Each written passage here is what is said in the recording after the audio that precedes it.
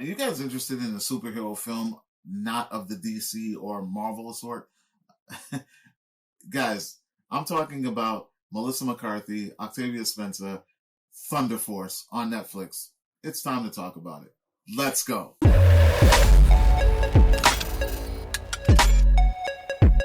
What's going on, everyone? Welcome to Klepcx FM, brought to you by wearecritics.com, place where we talk about movies, television, and pop culture. And if you're into that kind of thing, make sure you guys hit that subscribe key and that notification bell so you can be up to speed about everything that I talk about here. Now, guys, we're going to talk about a very, very, very silly movie that I had the opportunity to check out. Shout out to Netflix for allowing me to see this early. It's coming out this weekend, Friday to be exact, and it is called Thunderforce, and it stars Melissa McCarthy and Octavia Spencer. Jason Bateman is in this as well. You guys are not going to believe this film when you see it, because there are some very creditable cast members in this thing that make this thing work better than it actually should. It is actually written and directed by Ben Falcone, which is, of course, everyone who knows Melissa McCarthy's life knows that is her real life husband. The thing about this thing is it's very, very silly. Very, very silly, on the nose, and I can't tell if they're making fun of themselves or if they are really trying to take this thing seriously and it's just falling flat. It also stars Bobby Cannavale and Palm Clemente from Guardians of the Galaxy, known as Mantis. Guys, let me tell you, this story follows Melissa McCarthy's character, Emily. No, I'm sorry, she's not Emily. Melissa McCarthy is Lydia. Emily is Octavia Spencer, and they are childhood friends. They're very best friends, very two different people. Emily, Octavia Spencer, is very studious, very into her books, very smart, very nerdy and scientific. And Melissa McCarthy is just, flies by the seat of her pants. She can give a shit about anything. Very sloppy, very casual with life. And they end up having a falling out, and then years later they reunite, and things are still a little awkward between them two. Melissa McCarthy goes to visit her at her new establishment. It's like a scientific lab. She's the owner of this building. She's very smart. She's on the brink of discovering how to enhance human abilities so that they could better protect their city from some other supervillains who have, been introduced into the world.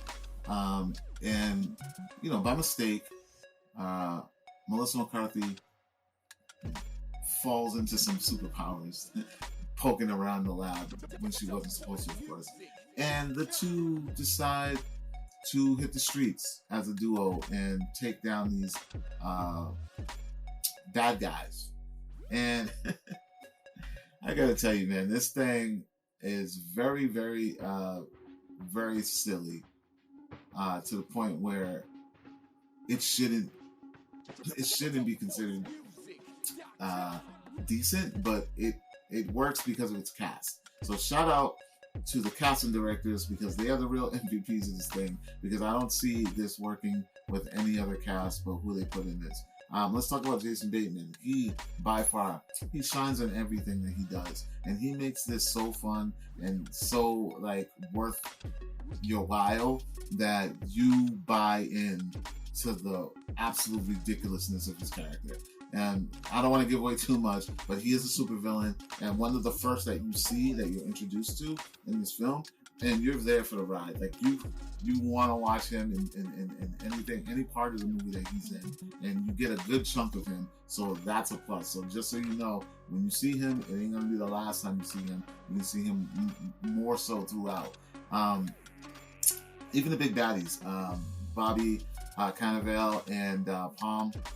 Those two they're like big baddies. Bobby is like the big baddie in this, who has a very striking resemblance to Kill 'Em Off from the Toxic Crusaders. If you guys remember the Toxic Crusaders cartoon, there's scenes where he's wearing a suit, like like a dressed up suit, and his hair, the way it is, and his shoulder pads, like he just kind of gives me the Kill 'Em All vibe. If they ever did a live action Toxic Crusaders, like this guy would have been perfect for that role. I couldn't help but watch it and notice that.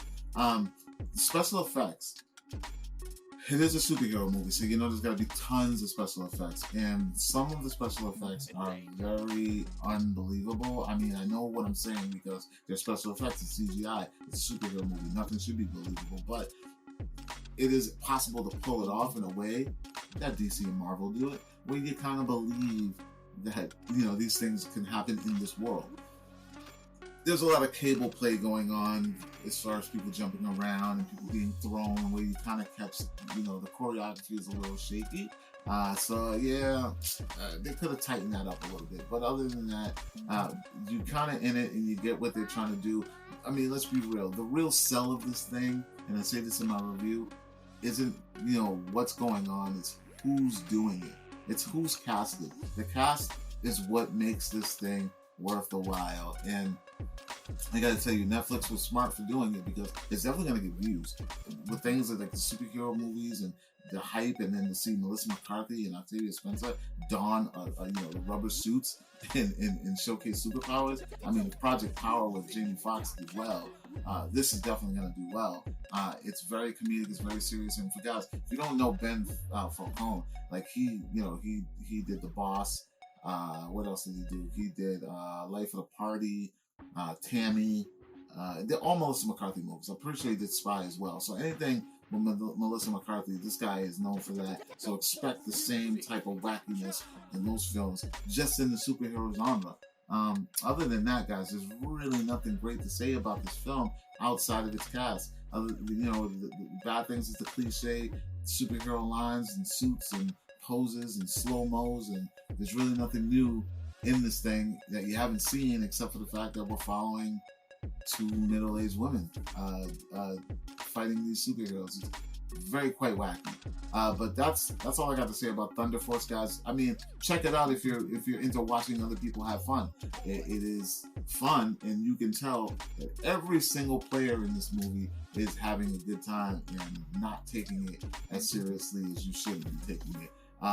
And that's what I got to say about Thunderforce, guys. It is coming to Netflix this Friday, April 9th, I believe that is.